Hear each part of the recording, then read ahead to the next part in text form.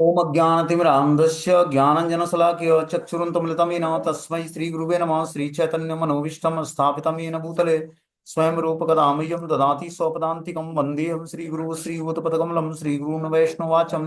श्रीरूपं साग्रजातं सगण रघुनाथान्वितं तं सजीवं साद्वैतं सावधूतं परिजनसहितं कृष्णचैतन्यदेवं श्रीराधाकृष्णपादान् सगण ललिता श्रीविशाखान्विताश्च नित्यानंदम नमस्तुभ्यं प्रेमानंद प्रदायते कलवकल्मस्य नाशाय जानवीपतये नमः।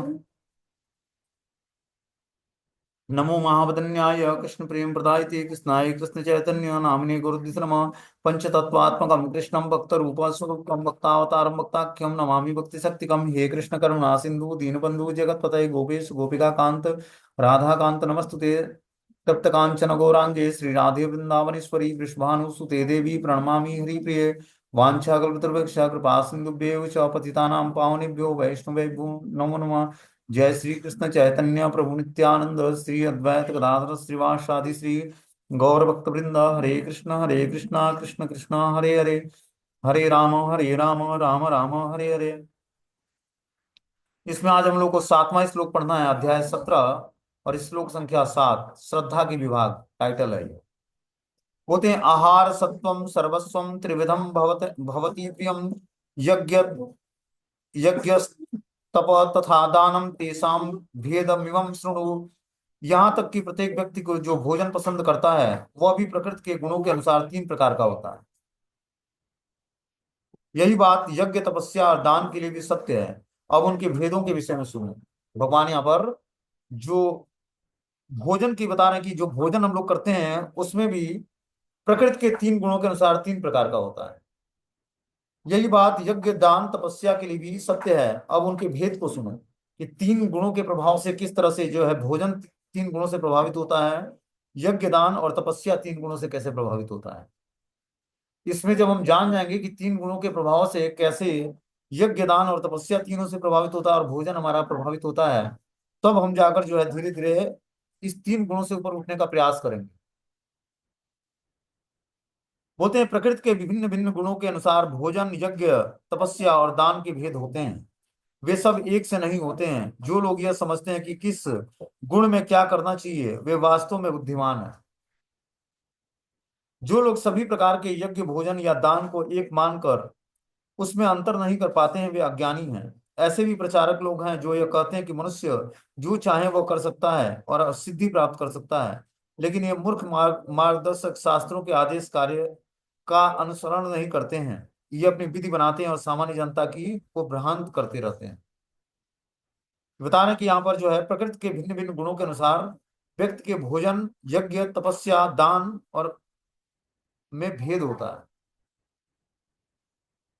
वे सब एक से नहीं है। जो लोग ये समझ जाते हैं कि किस गुणों में क्या क्या करना चाहिए वे वास्तव में बुद्धिमान है।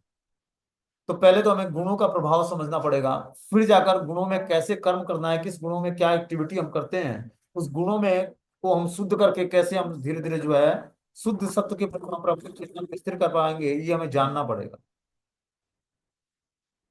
बोलते हैं किस गुण में क्या करना चाहिए वे वास्तव में बुद्धिमान है। जो लोग सभी प्रकार के यज्ञ भोजन या दान को एक सा मानकर उसमें अंतर नहीं कर पाते हैं वे अज्ञानी कहलाते हैं। ऐसे भी प्रचारक लोग हैं जो यह कहते हैं कि मनुष्य को जो चाहे वो कर सकता है और सिद्धि प्राप्त कर सकता है, लेकिन ये मूर्ख मार्गदर्शक शास्त्रों के आदेशानुसार कार्य नहीं करते हैं। तो जो मूर्ख व्यक्ति है वो शास्त्रों के आदेशों का न तो पालन करता है न ही मानता है। बोलते हैं आयु सत्यम बला आरोग्यम सुखम प्रीति विवर्धनात् रस्या स्निग्धा स्थिराज्ञाम आहारम सात्विकम प्रियम। जो लोग भोजन सात्विक व्यक्तियों को प्रिय होता है वह आयु बढ़ाने वाला, जीवन को शुद्ध करने वाला, बल स्वास्थ्य सुख तृप्ति प्रदान करने वाला होता है। ऐसा भोजन रसमय स्निग्ध स्वास्थ्यप्रद और हृदय को भाने वाला होता है। देखो भोजन कैसा करना है, भोजन बहुत इंपॉर्टेंट है क्योंकि भोजन एक विटामिन है आध्यात्मिक जीवन के लिए। जब हमारा भोजन शुद्ध होगा तब जाकर हमारी चेतना शुद्ध तरीके से कार्य करेगी और चेतना का अच्छा डेवलपमेंट होगा। बोलते हैं जो भोजन सात्विक व्यक्तियों को प्रिय है वो आयु को बढ़ाने वाला होता है, जीवन को शुद्ध करने वाला होता है, बल प्रदान करता है, स्वास्थ्य की रक्षा करता है, सुख और तृप्ति प्रदान करने वाला होता है। ऐसा भोजन रसमय स्निग्ध स्वास्थ्यप्रद और हृदय को भाने वाला होता है।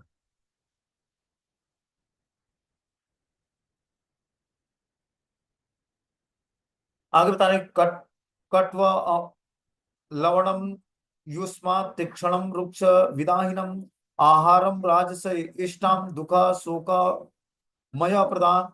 अत्यधिक तिक्त, खट्टे, नमकीन, गरम, चटपटे, शुष्क और जलन उत्पन्न करने वाले भोजन रजोगुणी व्यक्तियों को प्रिय होता है। तो जो रजोगुणी व्यक्ति होता है उसको अत्यधिक तिक्त भोजन, खट्टे, नमकीन, गरम, चटपटे, शुष्क और जलन उत्पन्न करने वाले भोजन रजोगुणी व्यक्ति को प्रिय होता है। ऐसे भोजन दुख, शोक और रोग उत्पन्न करते हैं। भोजन का बहुत ही इंपॉर्टेंट रोल है हमारे जीवन में, ठीक है ना। जितना ही हमारा सात्विक भोजन होगा, जितना ही भोजन जो है सरस होगा, उतना ही भोजन जो है, जितना ही भोजन स्वादिष्ट और सात्विक होगा, उतना ही जो है हमारा भोजन अच्छे तरीके से होगा। जितना ही लवण युक्त होगा, गर्म होगा, नमकीन होगा, चटपटा होगा, शुष्क होगा, जलन उत्पन्न करने वाला होगा, ऐसा भोजन जो है रजोगुणी भोजन कहलाता है। और ऐसा भोजन जो है रजोगुणी व्यक्ति पसंद करता है। ऐसे भोजन से दुख, शोक और रोग उत्पन्न होते हैं। यातयामगत रस पूति परियुषितम च यत् उच्छिष्टम अपि चामेध्यम भोजनम तामसम प्रियम। खाने से 3 घंटे पूर्व पकाया गया, स्वादहीन, वियोजित एवं सड़ा जूठा तथा अस्पृश्य वस्तुओं से युक्त भोजन उन लोगों को प्रिय होता है जो तामसिक होते हैं। क्या बोलते हैं कि खाने से 3 घंटे पूर्व पकाया गया भोजन, स्वादहीन, वियोजित और सड़ा हुआ, जूठा तथा अस्पृश्य वस्तुओं से युक्त भोजन उन लोगों को प्रिय होता है जो तामसिक होते हैं। तो जो तामसिक व्यक्ति होता है वो ऐसा भोजन करता है जो खाने से 3 घंटा पहले पकाया गया हो, स्वादहीन हो, सड़ा हुआ हो, जूठन हो, अस्पृश्य वस्तुओं से युक्त हो। ऐसा भोजन उन लोगों को प्रिय होता है जो तामसिक व्यक्ति होता है। आहार का उद्देश्य आयु को बढ़ाना, मस्तिष्क को शुद्ध करना, शरीर को शांति पहुंचाना, इसका यही एकमात्र उद्देश्य है। आहार जो हम लेते हैं उसका 3 उद्देश्य है। आयु को बढ़ाता है, मस्तिष्क को शुद्ध करता है और शरीर को शक्ति पहुंचाता है। इसका यही एकमात्र उद्देश्य है। प्राचीन काल में विद्वान पुरुष ऐसा भोजन चुनते जो स्वास्थ्य और आयु को बढ़ाने वाला हो तथा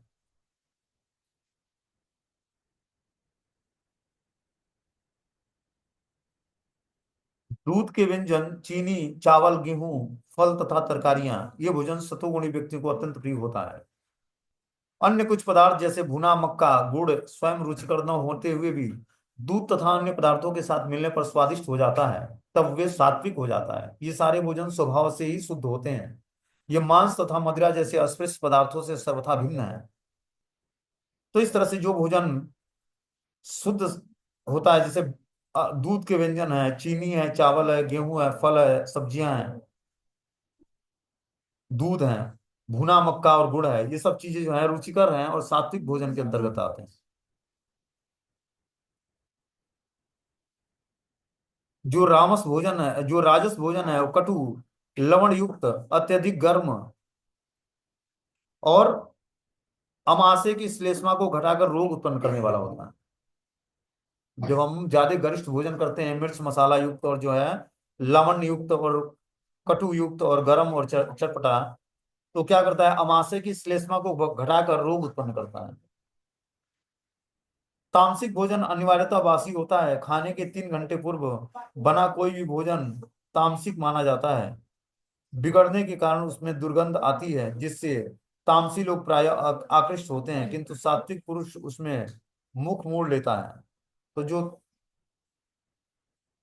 आहार 3 घंटे पहले पकाया गया हो वो बासी कहलाता है भोजन। इसीलिए हमें ताजा भोजन बनाकर जब हम करेंगे तब धीरे धीरे जो है हमारे अंदर सात्विक चेतना का विकास होगा।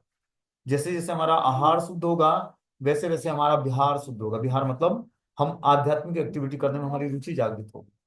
इसीलिए आहार बहुत इंपॉर्टेंट है। जब हम सात्विक आहार लेते हैं तो हमारे अंदर चेतना शुद्ध शुद्ध चेतना निवास करती है। राजसी भोजन करेंगे तो भोग की इच्छाएं बढ़ेंगी, ठीक है ना। और तामसिक भोजन करेंगे तो आहार, निद्रा, भय और प्रमाद के चंगुल में आ जाएंगे। इसीलिए सात्विक भोजन हमें सिलेक्ट करना है। सात्विक मतलब जो लवण और मिर्च मसाला से युक्त ना हो, मात्र नाम मात्र का पड़ा हो। ऐसा भोजन हमें करना चाहिए। आगे इसमें बता रहे हैं कि यज्ञों में भी वही यज्ञ सात्विक होता है जो शास्त्र के निर्देशानुसार कर्तव्य समझकर उन लोगों के द्वारा किया जाता है जो फल की इच्छा नहीं करते।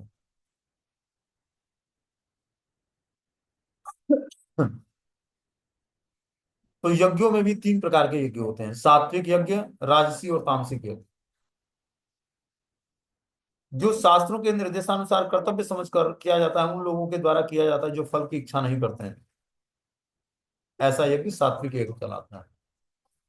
कि वो धन की इच्छा के लिए यज्ञ नहीं करते हैं, यज्ञ करते हैं भगवान की प्रसन्नता के लिए। ऐसे यज्ञ सात्विक कहलाते हैं और शास्त्रों के निर्देशानुसार कर्तव्य समझकर उन लोगों के द्वारा किया जाता है जो फल की इच्छा नहीं करते।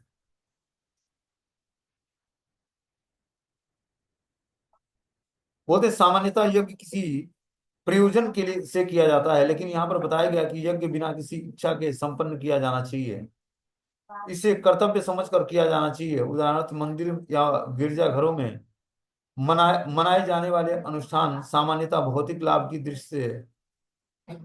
दृष्टि में रखकर किया जाता है। क्या बोलते हैं यहाँ पर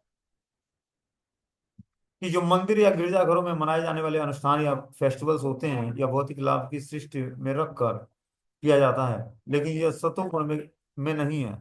मनुष्य को चाहिए कि वो अपना कर्तव्य मानकर मंदिर या गिरजाघरों में जाए, भगवान को नमस्कार करे और फूल तथा प्रसाद चढ़ाए। प्रत्येक व्यक्ति को सोचना है कि वह केवल ईश्वर की पूजा करके ही मंदिर जाना व्यर्थ है। बोले हैं कि प्रत्येक व्यक्ति सोचता है कि ईश्वर की पूजा करने के लिए मंदिर जाना व्यर्थ है, लेकिन शास्त्रों में आर्थिक लाभ के लिए पूजा करने का आदेश दिया नहीं है। मनुष्य को चाहिए कि केवल अर्चा विग्रह को नमस्कार करे, इससे मनुष्य सत्वगुण का को प्राप्त होगा। और प्रत्येक सभ्य नागरिक का कर्तव्य है कि वो शास्त्रों के आदेशों का पालन करे और भगवान को नमस्कार करे। तो इस तरह से जो है यहाँ पर बता रहे हैं कि जो है शास्त्रों के अनुसार मनुष्य का क्या कर्तव्य बनता है, उस कर्तव्यों का अच्छे तरीके से पालन करते हुए और जो है भगवान को नमस्कार करे, फूल या प्रसाद चढ़ाए। और प्रत्येक व्यक्ति के सोचने से ईश्वर की पूजा करने के लिए मंदिर जाना व्यर्थ है, लेकिन शास्त्रों में आर्थिक लाभ के लिए पूजा करने का आदेश नहीं है। मनुष्य को चाहिए कि अर्चा विग्रहों को नमस्कार करते हुए इसमें मनुष्य सत्वगुण को प्राप्त होता है और प्रत्येक सभ्य नागरिक का कर्तव्य है। तो जो भी हम कार्य करते हैं उस कार्य का मात्र उद्देश्य भगवान की प्रसन्नता होने चाहिए, और ईश्वर की पूजा करने के लिए मंदिर जाना व्यर्थ नहीं है। प्रत्येक व्यक्ति का कर्तव्य है कि वो मंदिर जाकर भगवान की पूजा करे। प्रत्येक व्यक्ति सोचता है कि केवल ईश्वर की पूजा करने के लिए मंदिर जाना केवल ईश्वर की पूजा करने के लिए मंदिर जाना व्यर्थ है, लेकिन शास्त्रों में आर्थिक लाभ के लिए पूजा करने का आदेश है। मनुष्य को चाहिए कि केवल अर्चा विग्रहों को नमस्कार करने जाए, इससे मनुष्य सत्वगुण को प्राप्त होगा। प्रत्येक सभ्य नागरिक का कर्तव्य है कि शास्त्रों के आदेशों का पालन करे और श्री भगवान को नमस्कार करे। तो इस तरह से इसमें बता रहे हैं कि जो है प्रत्येक मनुष्य को का ये उत्तरदायित्व बनता है कि वो आर्थिक लाभ के लिए पूजा करने का आदेश नहीं करे। मनुष्य को चाहिए कि केवल अर्चा विग्रहों को नमस्कार करे, इससे मनुष्य धीरे धीरे सतोगुण को प्राप्त होगा। और प्रत्येक सभ्य नागरिक का कर्तव्य है कि वो शास्त्रों के आदेशों का पालन करे और श्री भगवान को नमस्कार करे।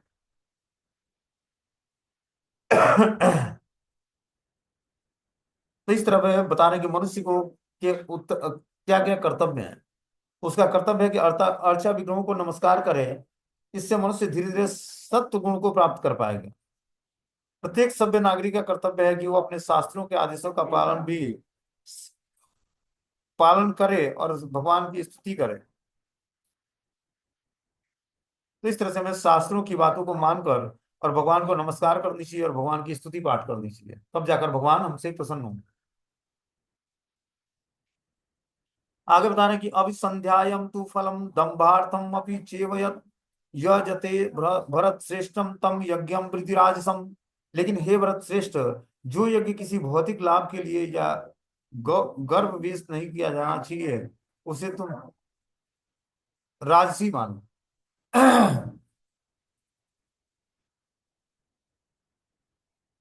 बोलते हैं जो यज्ञ किसी भौतिक लाभ के लिए नहीं या गर्भवश किया जाता है, मतलब समाज में दिखाने के लिए कि हमने बहुत बड़ा यज्ञ किया है, ऐसा यज्ञ जो है तामसिक यज्ञ कहलाता है, जिसमें स्वर्ग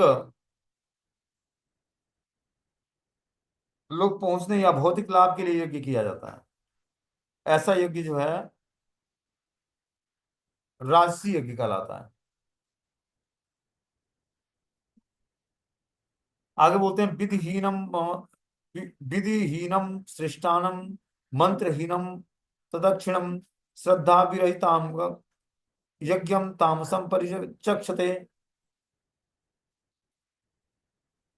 जो यज्ञ शास्त्रों के निर्देशों की अवहेलना करके सार वितरण किए बिना, वैदिक मंत्रों का उच्चारण किए बिना, पुरोहितों को दक्षिणा दिए बिना, श्रद्धा के बिना संपन्न किया जाता है, वो सब तामसिक शास्त्र कहलाते हैं, या तामसिक ज्ञान कहलाता है। शास्त्र तो पवित्र है, लेकिन जो है ज्ञान हम लोग का पवित्र नहीं।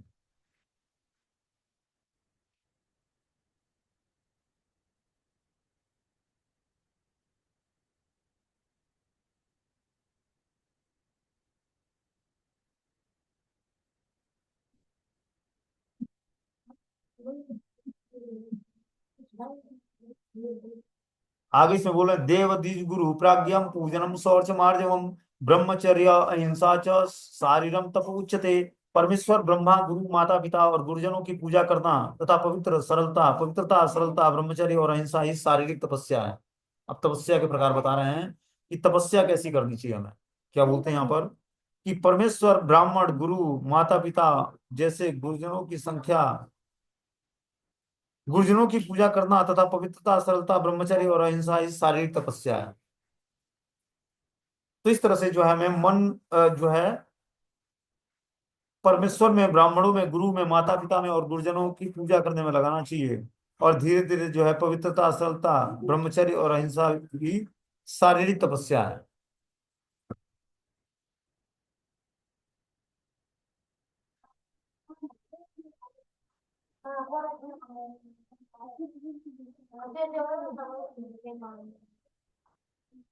बोलते अनुद्वेगकरम वाक्यम सत्यम प्रिय हितम च स्वाध्यायम अभ्यसनम चैवम वाङ्मये तप उच्यते। सच्चे भाने वाले, हितकारक तथा अन्यों को क्षुब्ध न करने वाले वाक्य बोलना और वैदिक साहित्य का नियमित पारायण करना, यही वाणी की तपस्या है।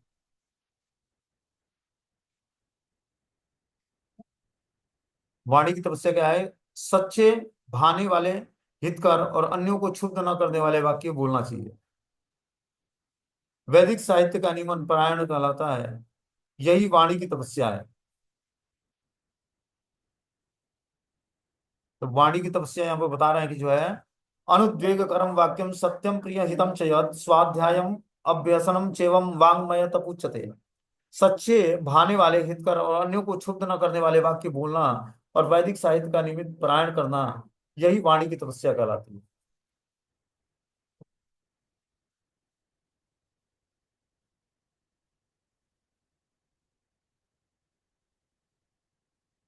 आगे इसमें बता रहे हैं कि मन प्रासाद्यम सौमत्वम मौनम आत्म विनिग्रह भाव सुद्योरित्येप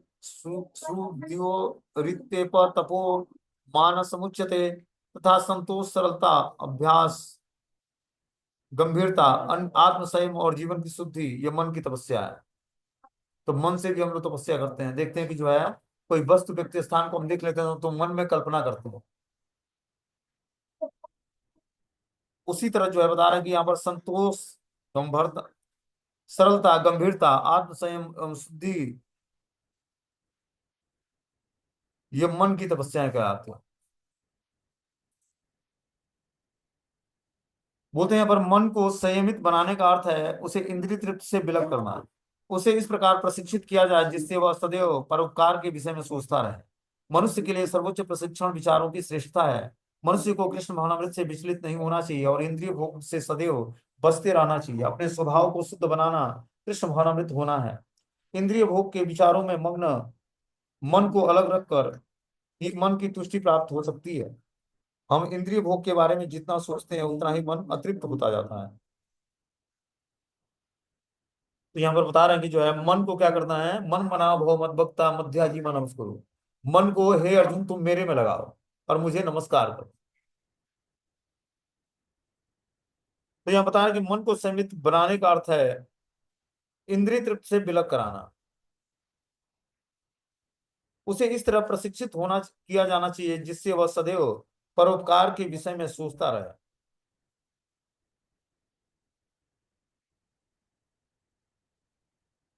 तो मन को हमें कंट्रोल करना, तो हमने क्या बताया था कि जो हमारे ज्ञानेंद्रियां हैं, ज्ञानेंद्रियों के पांच सब्जेक्ट हैं। जब हम उस ज्ञानेंद्रियों के पांच सब्जेक्टों को भगवान से जोड़ देते हैं, तब ये जो आश्रित जन है उस इंद्रियां जो है वो धीरे धीरे शुद्ध हो जाती हैं। क्या करने पर? जब हम पांच इंद्रियों के जो विषय हैं उसको स्वीकार करते हैं और उसको आध्यात्मिक सब्जेक्ट देते हैं, तब जाकर धीरे धीरे जो है इंद्रिय भोग की इच्छाओं से मुक्त हो पाते हैं। और जो मन अतृप्त है वो धीरे धीरे तरफ तृप्ति को प्राप्त हो जाता है। अनेक प्रकार के इंद्रिय तृप्ति के साधनों में लगाए रखते हैं जिससे मन संतुष्ट नहीं होता है। अतः सर्वश्रेष्ठ विधि यही है कि मन को वैदिक साहित्य की ओर मोड़ा जाए, क्योंकि यह संतोष प्रदान करने वाला हानि कहानियों से भरा है तथा पुराण और महाभारत। कोई भी इस ज्ञान का लाभ उठाकर शुद्ध हो सकता है। मन को छल कपट से मुक्त होना चाहिए और शरीर को समस्त कल्याणों के विषय में सोचकर कार्य करना चाहिए। मौन का अर्थ है मनुष्य निरंतर आत्म साक्षात्कार के विषय में सोचता रहे।